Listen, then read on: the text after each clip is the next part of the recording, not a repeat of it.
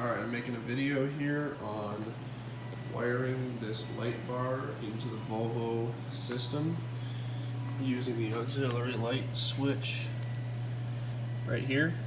So I'll put a link where to get these connectors in the description and how to wire it up, but it was really hard to find. I had to spend quite a bit of money because there's minimum order requirements, all this stuff, so I have a couple extra that I'm going to be selling over on Sweet Speed or the Facebook group.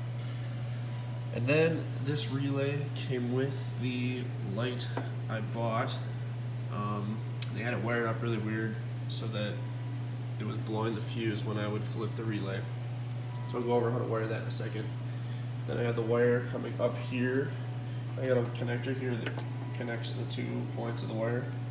It comes up here and then under this trim. Can't see anything, it's under.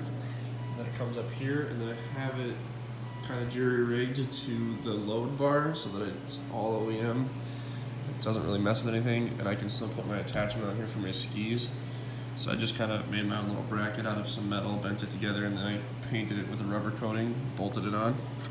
And then under here, I have a connector that I can unplug, so that I can just take off the bar and then the light bar will come with it. And then if I tug this down in here a little bit, this tucks in to the side of here.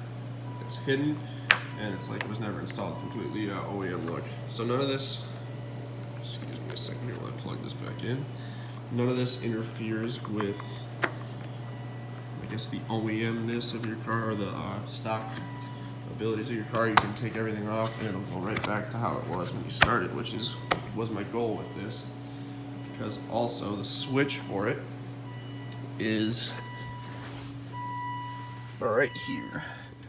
I soldered together this existing switch. I put the diodes in the correct place, and I'll link the Sweet Speed discussion. Okay, sorry, phone battery died. I'm getting low on car battery too. But essentially, I went on Sweet Speed, I resoldered this based on the post they had with the diode configuration, and that was 00011, which is only diodes in D5 and D4 position on the little circuit board they have.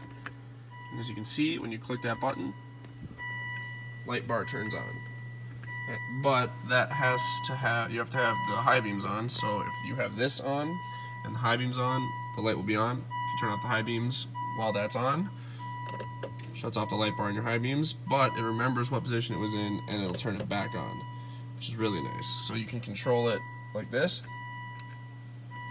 or you can just leave it on all the time and then it's just paired to your high beams, which I think is really cool. So I'll show you how this is wired up, and I'll leave the link in the description to how to do this.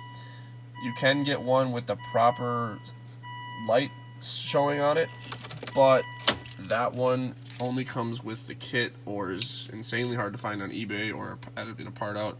It's like 30 bucks or something like that. Anyways, yeah, it's kind of hard to find, so you have to modify an existing one.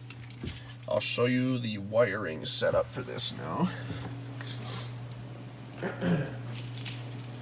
So the company I bought the light bar with provided this wiring harness, and they wired it up a little bit weird, but essentially you need the relay and you need the connector, which I already talked about, and then you need a fuse for position 5. You can just look on your thing here.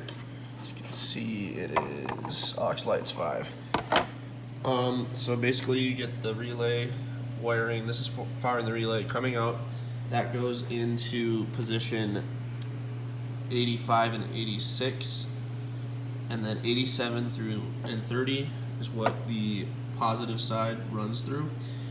The company I bought this from had the grounds all wired in the same spot, same as the switch. So essentially, when the relay would flick on through the Volvo setup, it would ground through the relay and blow out this. So I had to cut that out, and then I'm gonna have to solder those together and make a nice joint. Same thing with those. And yeah, so this is the proper way to relay it. Ignore the blue wire, that's not being used for anything. I'm just gonna cut that out. That was for the switch that came with the light bar, because it had to light up. So that's that. So essentially what you're gonna need is some sort of wiring harness, so that you can do this yourself. If you didn't get one, you're gonna need a relay, and then you're gonna probably want, depending on how you're wiring this up, some sort of way to unplug it up here so that you can detach it without having to undo all of the wiring. So I'll leave links in the description for the stuff that you need. But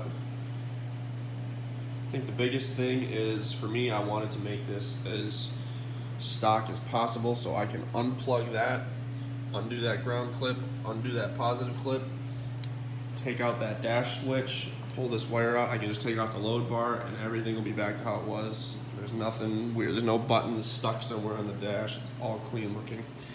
So yeah, thank you for watching, and I'll update you on my car a little more later. I guess actually I just put on my winter tires for the snowstorm we got up here in Minneapolis yesterday. And I got my new license plate. Alright, thanks for watching. See you. Peace.